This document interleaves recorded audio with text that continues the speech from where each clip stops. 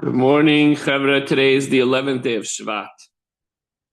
And we're beginning a new chapter in Tanya, chapter 23, Perikov Gimel. And we're on page 104 in the Chayinu booklet. The Tanya discusses how all mitzvahs and their performance are in fact a revealed expression of Hashem.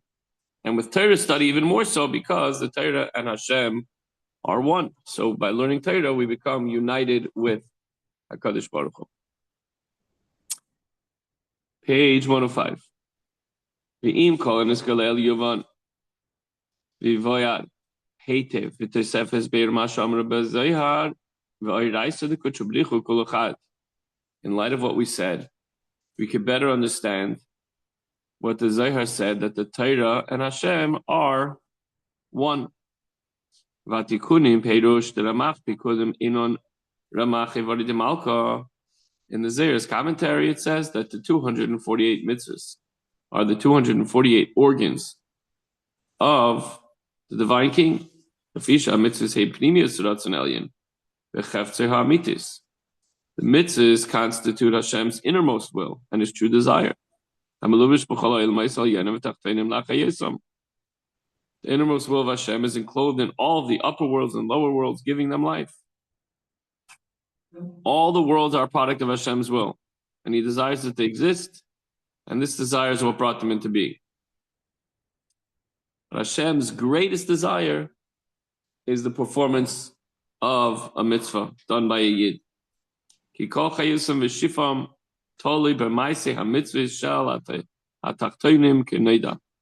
The very life and sustenance of all the worlds is dependent on the performance of a mitzvah in this world. It comes out, so what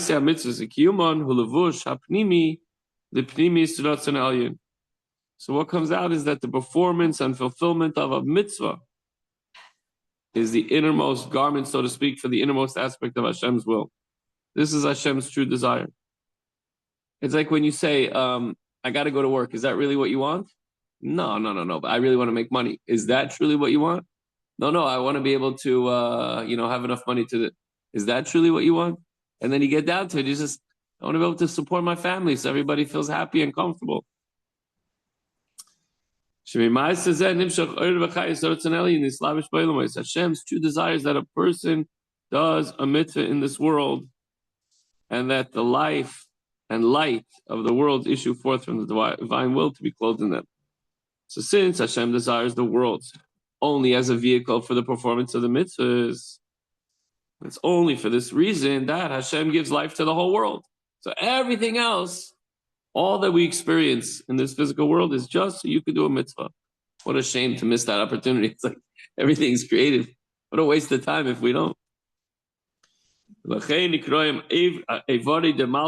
why the mitzvahs are called the organs of the king, quote unquote. Derech mashal. It's an example, right? It's a parable. Do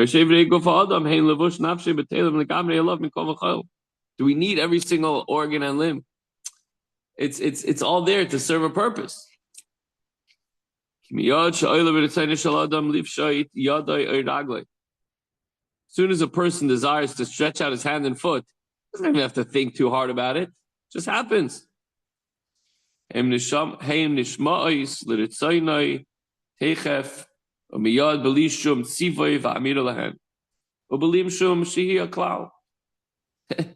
and his hand obey without any command whatsoever.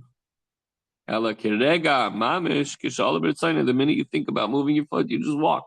You don't think about walking. Just as the organs of the human body are completely united with one soul, so too in the life force, when it comes to performing and fulfilling the mitzvahs and completely surrendering to the will of Hashem. When a person, when the mitzvahs to Hashem are like part of him, you could say they're an extension, but they line up with Hashem's will, exactly what Hashem wants to do.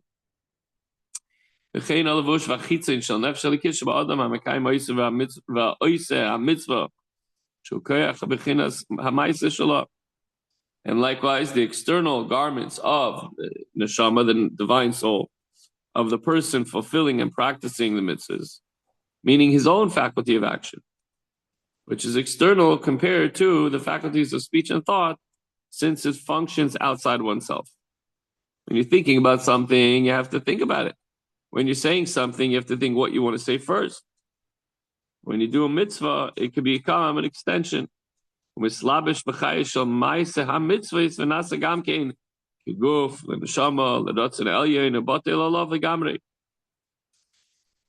you wear clothes, you could switch them in and out. But clothes itself is the vitality of the performance of the mitzvah. When you do the mitzvah, if you put it on, it becomes a part of you. That's you wrap the tefillin. It sits on top of you for a while. When you're done, you take it off, you move on. Okay, and Gam Ivri, I go for Adam and Kaimim mitzvahs. Shikoyach, Bechinas HaMaisa Shal Nefesh Elikis, Meluvish B'hem B'Shas Maisa V'Kiyam HaMitzvahs, Hem Nasu, Merkava Mamash Ratzon Elyon. Whatever organs, whatever parts we're using for the mitzvah becomes a chariot for Hashem. Kigan Hayad, Mchalekas Tzedakah L'Aniyim. Example, the hand that you use to give tzedakah. So whatever mitzvah you're doing, putting on the tefillin, for example, like we just did. If you're running to do a mitzvah, you're going somewhere to do a mitzvah, so your feet are part of that. You don't think, often you don't think. The lashon shemedabrim divrei Torah, so too the mouth and the tongue, which speak words of Torah, v'hamayach. That's why it's so important to say the words when you're reading it. So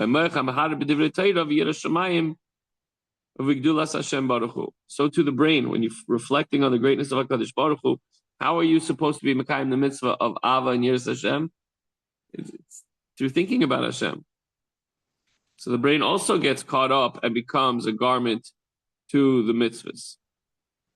This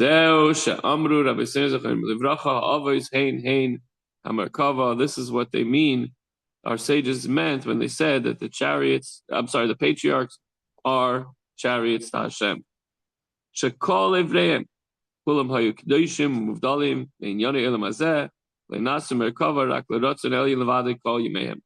Everything they did, every part of their body, including their minds and the words with which you need your tongue and your mouth in order to articulate the words, to say the words, were totally surrendered to Hashem.